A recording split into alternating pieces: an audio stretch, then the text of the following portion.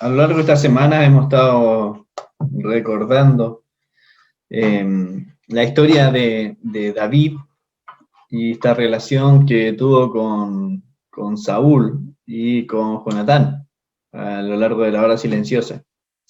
Y nos podemos dar cuenta aquí en estos versículos que hemos leído, en esta historia que hemos estado analizando a lo largo de esta semana, cómo Dios habla a cada una de nuestras vidas y nos da enseñanza en todos los pasajes que se leen. Dios nos está enseñando algo. Y es impresionante como una persona común y corriente, ¿cierto? Como nosotros, de hecho está sujeto a las mismas pasiones que nosotros, a las mismas tentaciones, pero esta persona llega a ser conforme al corazón de Dios. Acá en el libro de 1 Samuel, capítulo 13, versículo 14, dice, Samuel le dice a Saúl, mas ahora tu reino no será duradero. Jehová se ha buscado un varón conforme a su corazón. Y es impresionante cuando alguien puede decir de que una persona es conforme al corazón de Dios. No es obviamente literal, ¿cierto? Dios no tiene corazón, pero estábamos hablando de que es conforme a su voluntad, una persona que es del gusto de Dios. Quiero invitarles a orar primero que todo para que Dios nos hable a través de su palabra esta mañana. Padre, te rogamos en este día que nos perdones primero que todo, Señor, nuestros pecados, nuestra falta, que nos limpie, Señor, que podamos presentarnos delante de ti, Señor. Limpio, Señor, y también, Señor, reconciliada contigo. Ayúdanos también, Señor, a escuchar de tu palabra y que ella nos pueda hablar directamente en nuestras vidas, Señor, conforme a nuestra necesidad, Señor, que tú nos vayas encaminando hacia tu voluntad, Señor, y no a la nuestra. Te pedimos, Dios, que solamente tú seas el que hable en esta mañana, Señor, que saque toda palabra y pensamiento humano, Señor, y que seas tú, Señor, el que esté compartiéndonos en este día. Te rogamos todo esto, Señor, en el nombre de tu Hijo Jesús. Amén. Y hemos ido viendo durante toda esta semana las relaciones que David tuvo con el propio rey Saúl y su hijo Jonatán. Quiero invitarle a leer ahí en el capítulo 17, ahí en 1 Samuel, capítulo 17, el versículo 33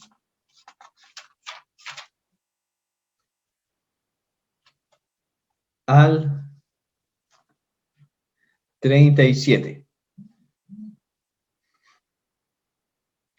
Primero voy a contextualizar un poco. Yo creo que la historia de David es una de las más conocidas, ¿cierto? Por el gran acontecimiento de que David mató a Goliat, ¿cierto? No fue con una moto marca Honda, en ese tiempo no existían las motos, fue con una Honda, ¿cierto? Una boleadora, ¿ya? Y ese acontecimiento es el que más ha marcado y ha llamado la atención, porque una persona que era jovencita ahí, por la descripción que tenían de David, se dice que él se puso la armadura de Saúl y le quedó grande, era muy pesada para él, no pudo luchar con eso, pero él se atrevió, ¿cierto? Y quiso ir a luchar contra Goliat. Este era un grandote, un gigante de los filisteos que se daba el lujo de amedrentarlos y hablarles y diciendo, a ver, ya, ¿quién va a venir a luchar contra mí? Y generalmente, obviamente, ganaba por su gran tamaño, entonces todos le tenían miedo y nadie quería salir a pelear contra él. Entonces se daba el lujo de insultarlos, de humillarlos a todos los israelitas. Hasta que un día de esto, ¿cierto? El Señor, que ya había tratado con David,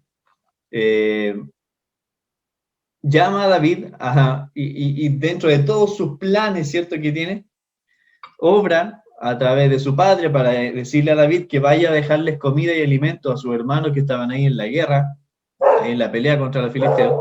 Y David yendo con ese motivo a dejarle alimento, a ver a sus hermanos en la guerra, se encuentra con este filisteo y empiezan a preguntar, pero ¿por qué se dejan que este filisteo los insulte?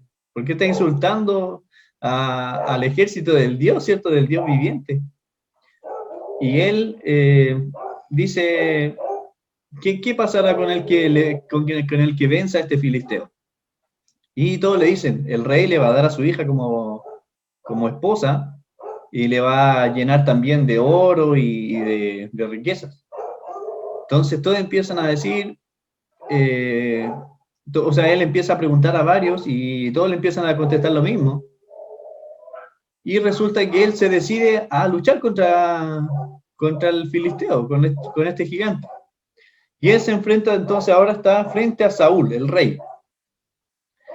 Y aquí en el versículo 33, dijo Saúl a David, no podrás tú ir contra aquel filisteo para pelear con él, porque tú eres muchacho, y él un hombre de guerra desde su juventud. David respondió a Saúl, tu siervo era pastor de ovejas de su padre, y cuando venía un león o un oso y tomaba algún cordero de la manada, salía yo tras él y lo hería, y lo libraba de su boca. Y si se levantaba contra mí, yo le echaba mano de la quijada, y lo hería y lo mataba. Fuese león, fuese oso, tu siervo lo mataba. Y este filisteo incircunciso será como uno de ellos, porque ha provocado al ejército del Dios viviente. Añadió David, Jehová, que me ha librado de las garras del león y de las garras del oso, él también me librará de la mano de este filisteo. Y dijo Saúl a David, ve, y Jehová esté contigo. Es llamativo este acontecimiento, porque claro, nosotros lo vemos así como desde la perspectiva de la historia, ¿cierto? De un cuento, y es como que, no nos llama mucho la atención un joven que se levantó ahí a luchar contra alguien. Pero no era que si perdía después tenía otra oportunidad o se podía retirar, o sea, simplemente su vida estaba en juego.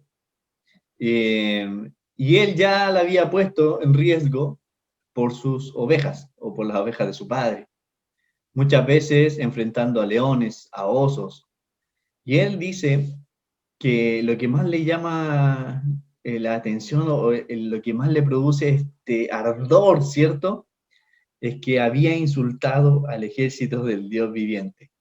Un celo por Dios, ¿cierto? Porque si Dios lo había librado de tantas cosas, ¿cómo alguien venía a insultar al ejército de Dios? Él sabía el poder de Dios y cómo Dios podía defender a las personas, cómo su Dios podía luchar por él. Y en esta pantalla vemos aquí al frente, ¿y qué tiene que ver esto con lo que vamos a hablar, hermano David? Hay una flechita hacia un lado que dice Dios y otra flechita que dice yo, ¿cierto? Dos caminos, tomar decisiones.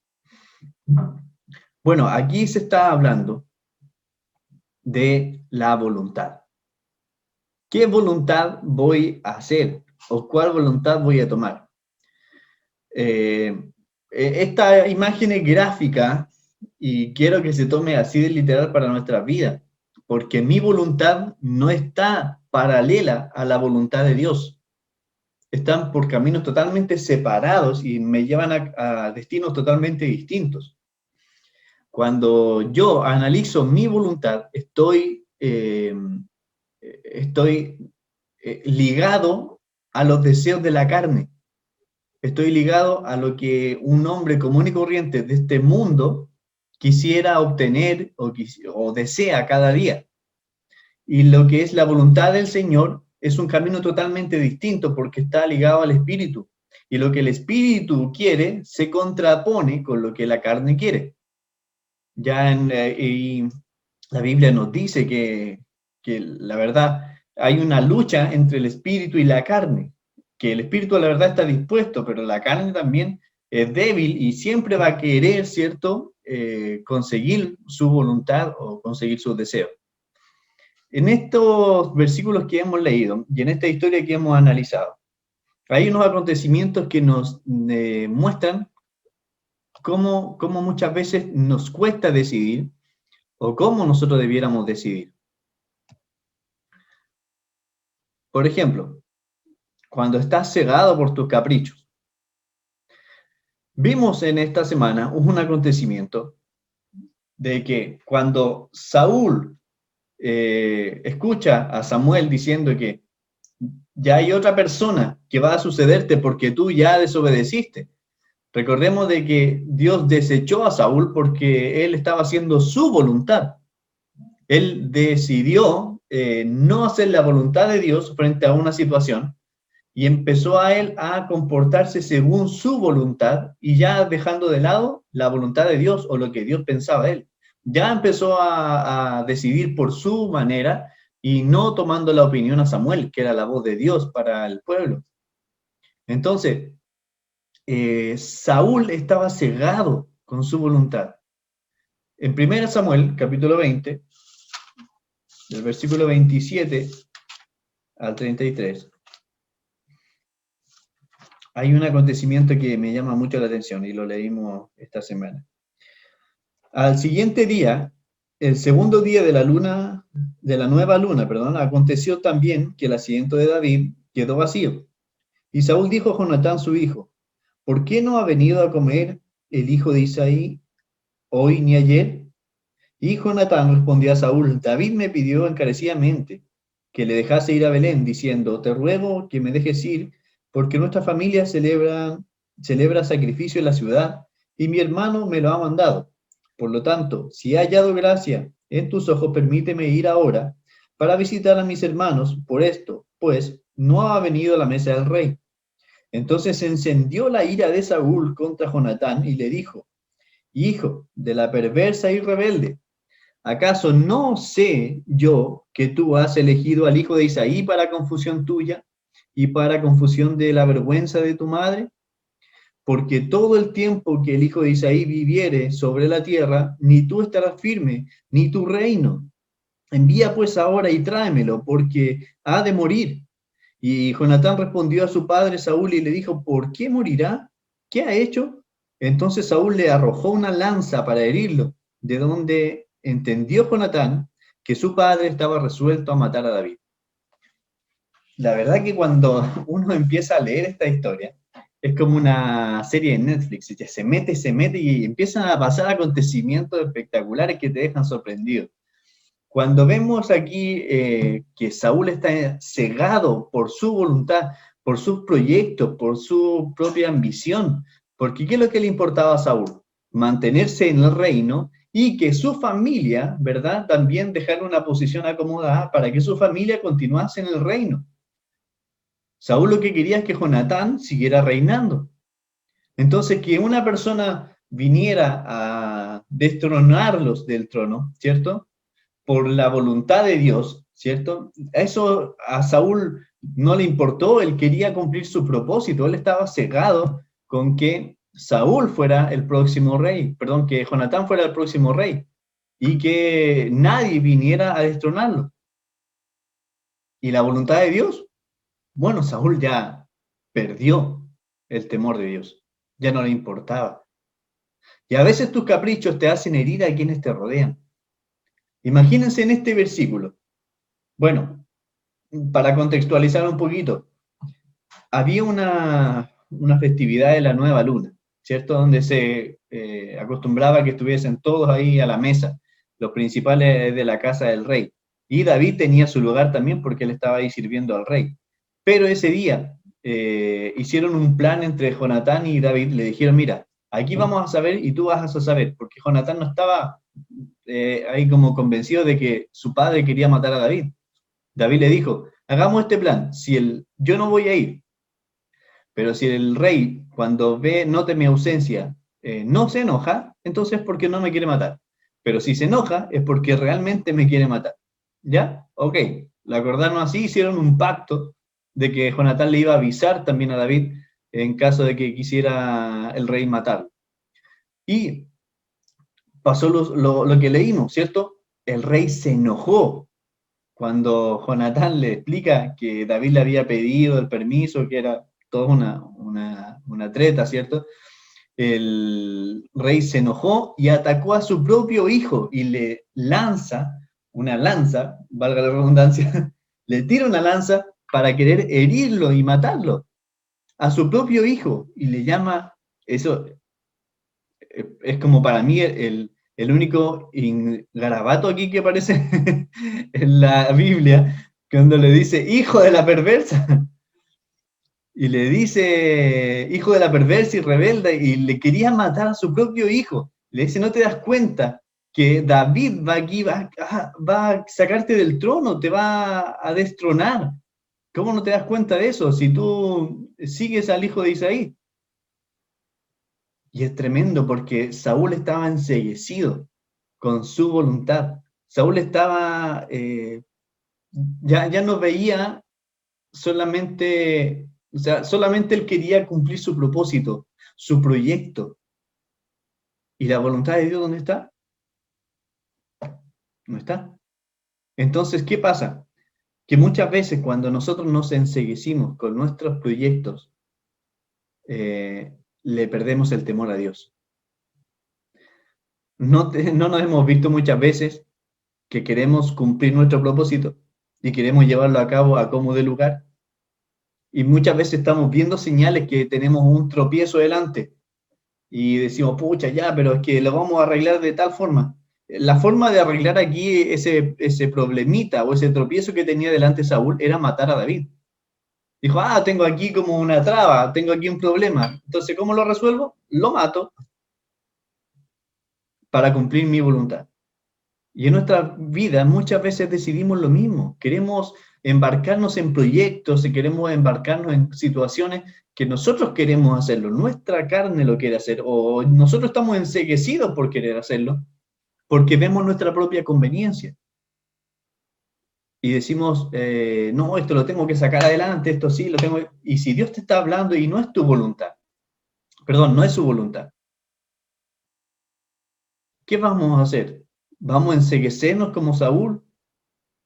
Queriendo ahí hacernos paso, sacando las trabas a nuestra manera, queriendo solucionar los problemas a nuestra manera. Y lo que más me llama la atención de esto es que, como en el último punto lo toca ahí, es que vamos perdiendo el temor de Dios, porque a ignorar la voluntad de Dios es ya no tener temor de Dios, o sea, ignorarlo y solamente enfocarme en mi voluntad. Y es terrible eso, porque no es algo ligero, no es algo, un hijo de Dios, una persona que ya no vive para sí, sino que vive para el Señor, no puede estar decidiendo por su voluntad e ignorando la voluntad del Señor, sino que la voluntad del Señor debiera ser su prioridad. Recordemos que nosotros como cristianos ya no vivimos para nosotros mismos, sino que vivimos para la voluntad del Señor. Nosotros cuando hablamos del término de la salvación, ¿cierto? Hay varias cosas que involucran esta salvación. Y una de esas cosas es la redención que Dios nos compra, ¿cierto? Nos saca de este mercado de esclavos en el cual nosotros estábamos presos y éramos de propiedad del pecado. Él nos compra con su sangre, pero al comprarnos somos de su propiedad.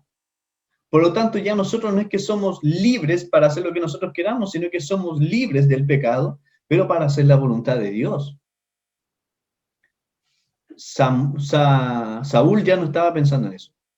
Ya perdió el temor de Dios. Estaba haciendo su propia voluntad. Entonces, en este punto, y cuando analizamos la vida de Saúl, lastimosamente él se fue desechando solo. Dios lo desechó, pero ¿por qué? Porque él ya perdió el temor de Dios para hacer su propia voluntad. ¿Hacer mi voluntad o la de Dios? Entonces, aquí tenemos un buen ejemplo. 1 Samuel capítulo 20, del versículo 12 al 13. Dice, entonces dijo Jonatán a David, Jehová Dios de Israel sea testigo. Cuando le haya preguntado a mi padre mañana a esta hora, o el día tercero, si resultare bien para con David, entonces enviaré a ti para hacértelo saber. Pero si mi padre intentare hacerte mal, Jehová haga así a Jonatán y aún le añada, si no te lo hiciere saber, y te enviare para que te vayas en paz. Y esté Jehová contigo como estuvo con mi padre. Tenemos el caso contrario. Imagínense aquí que, si esto de verdad Netflix lo tomara. Espectacular.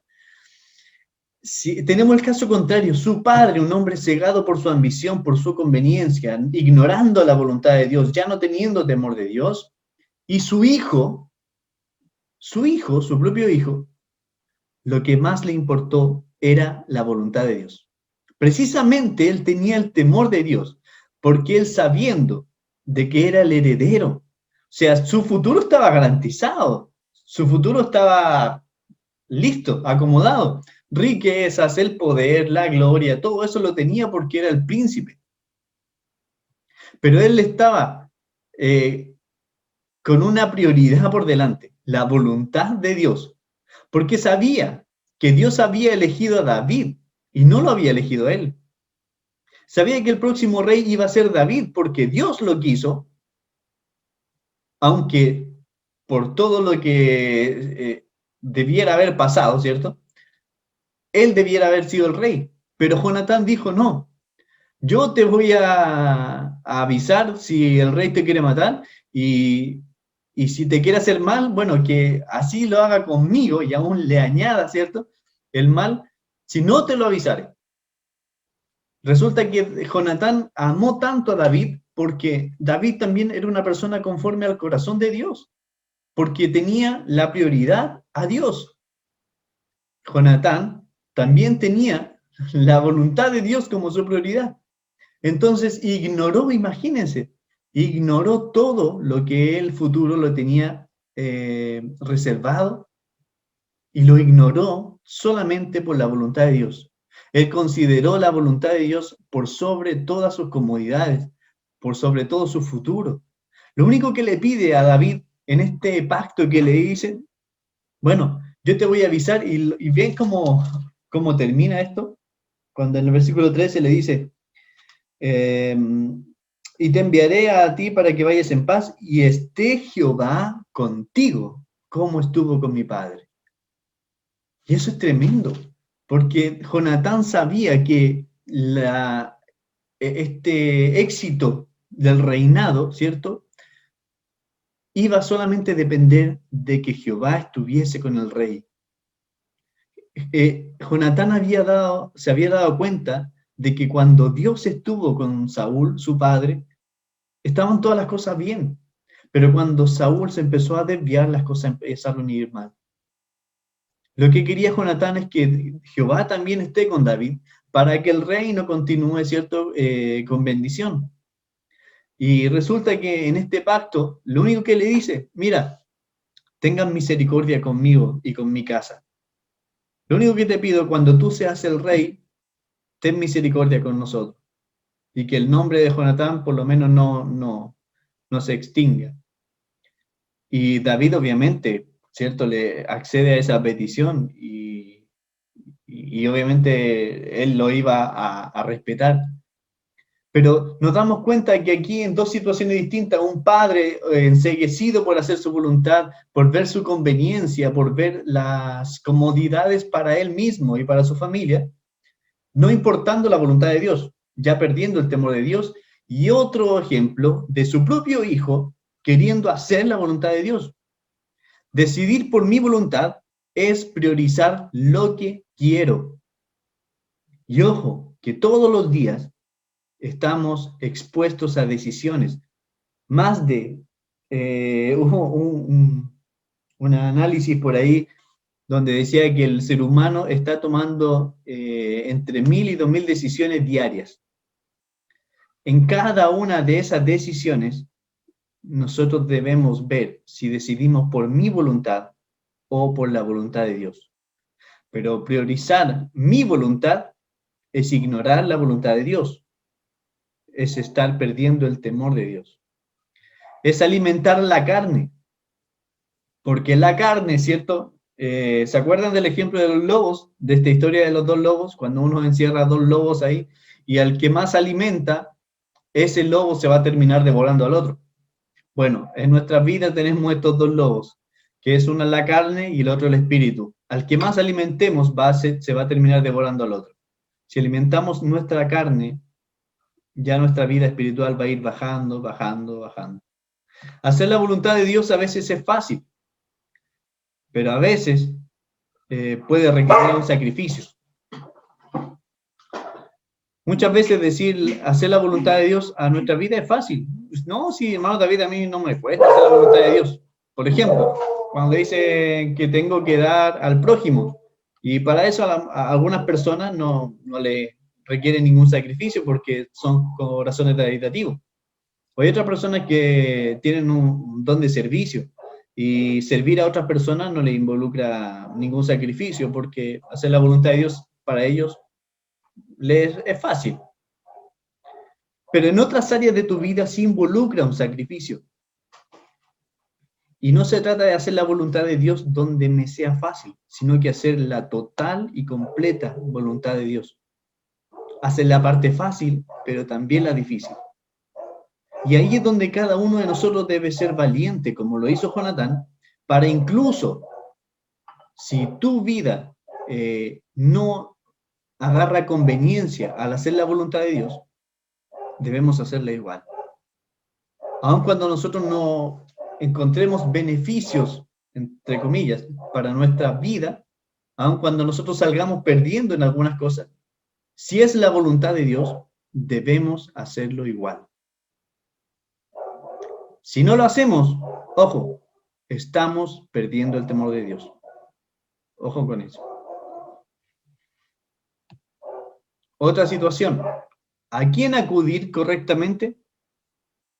Pasó esto cuando, antes de este acontecimiento que estamos hablando, ya hubo una ocasión donde Saúl quiso matar a David. Jonatán le pregunta al rey directamente a su padre, le dice, padre, ¿tú quieres matar a David? Y el Saúl le dice, no, ¿cómo se te ocurre? Y yo te juro, y cierto, hizo un juramento, que no, yo no voy a matar a David, ni nada de eso. Entonces Jonatán lleva a David al palacio nuevamente y le dice, mira, mi padre me juró que no te va a matar, así que anda, vuelve tranquilo.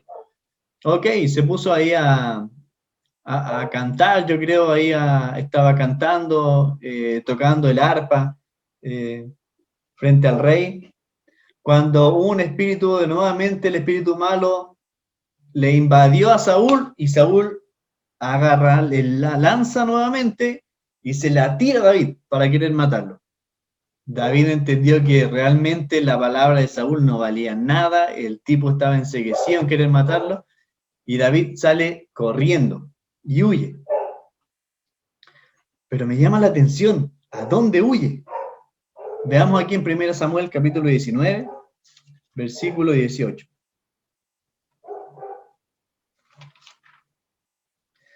Huyó pues David y escapó, y vino Samuel en Ramá, y le dijo todo lo que Saúl había hecho con él. Y él y Samuel se fueron y moraron en Nayot. Ustedes sabían que David tenía hartos hermanos que estaban en la guerra, ¿cierto? Y ellos y su padre vivían en Belén. Resulta que cuando David se da cuenta del plan de Saúl de querer matarlo, David lo que hace es huir, escapar de ahí. Pero ¿hacia dónde corre? Hacia la voluntad de Dios. Quiere saber cuál es la voluntad de Dios. Y él no encuentra mejor amparo, no es en la casa de su padre con sus hermanos que lo defiendan, no se va a esconder bajo la falda de su padre, sino que va a esconderse bajo el amparo de Dios, porque corre donde el profeta Samuel. Entonces, él va a buscar respuestas, él va a buscar explicación, va a buscar una ayuda idónea.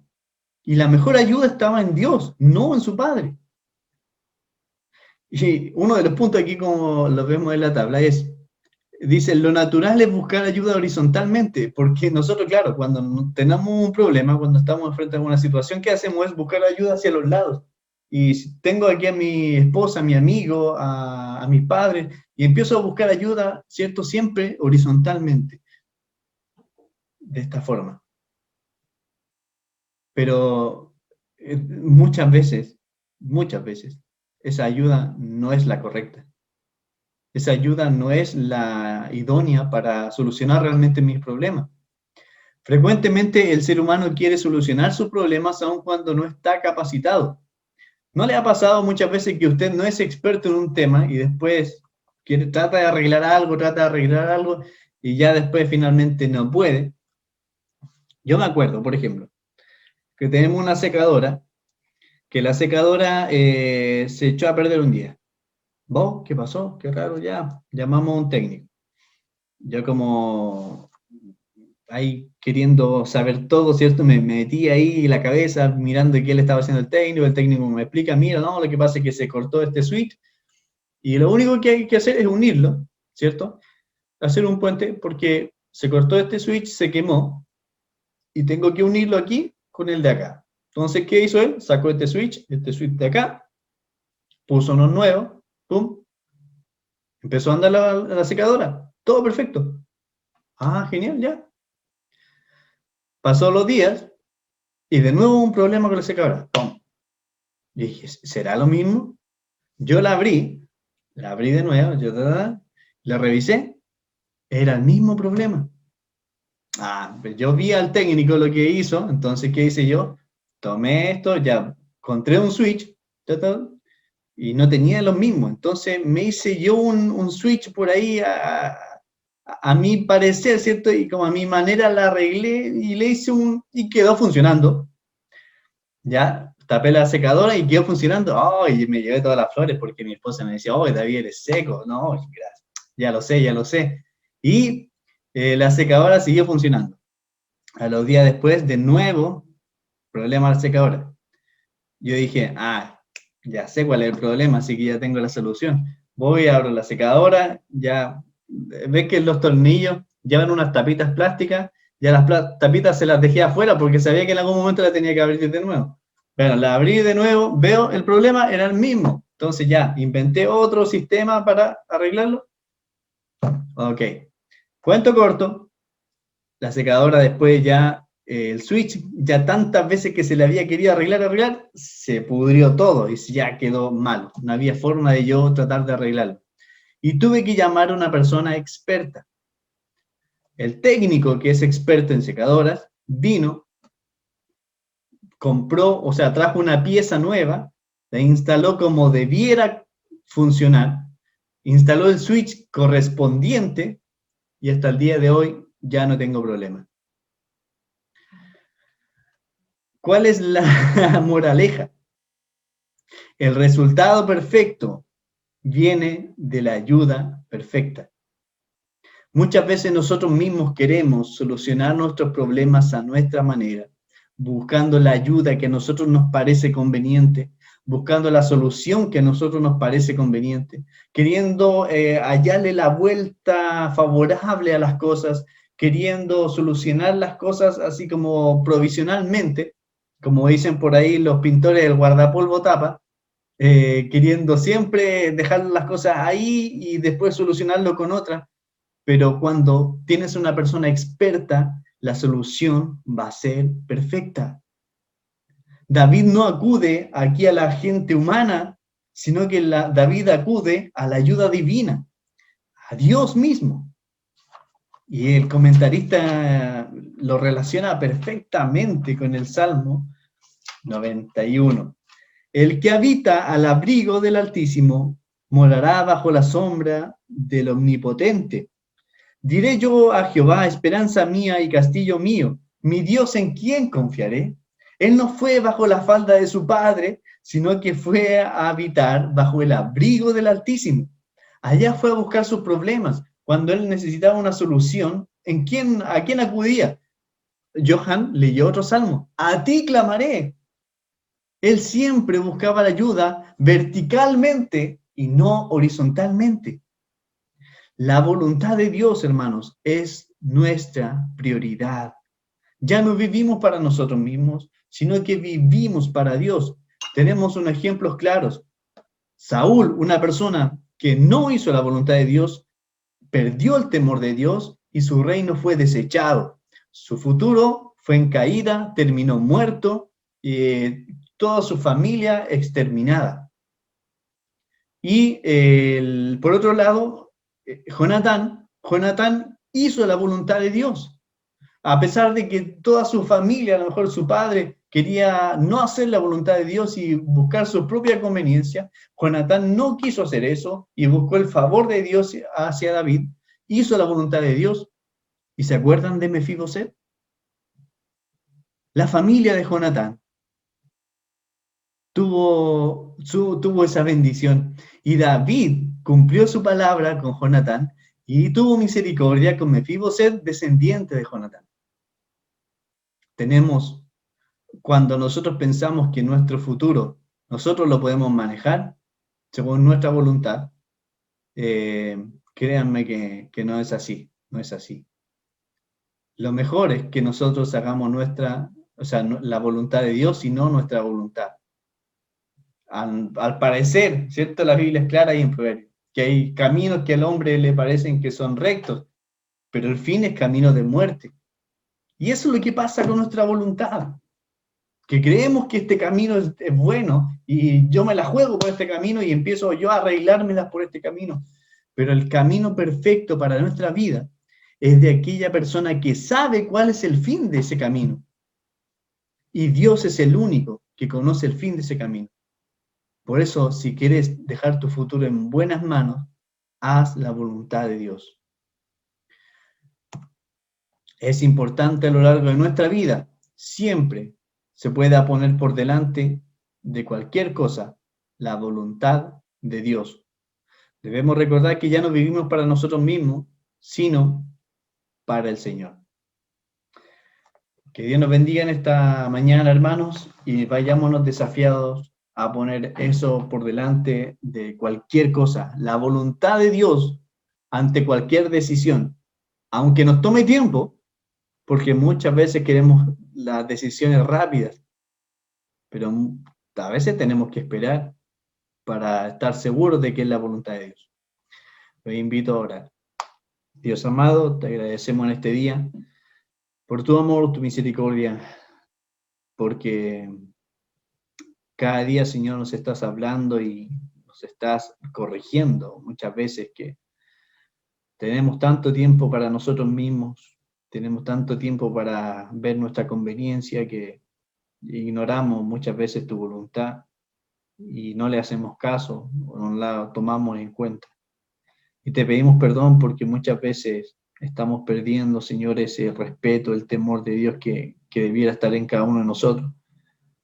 Y ayúdanos, Señor, a tener eso por prioridad, porque muchas veces queremos vivir a nuestra manera y yo sé que no te agrada, que le estamos dando rienda suelta a la carne en vez del Espíritu.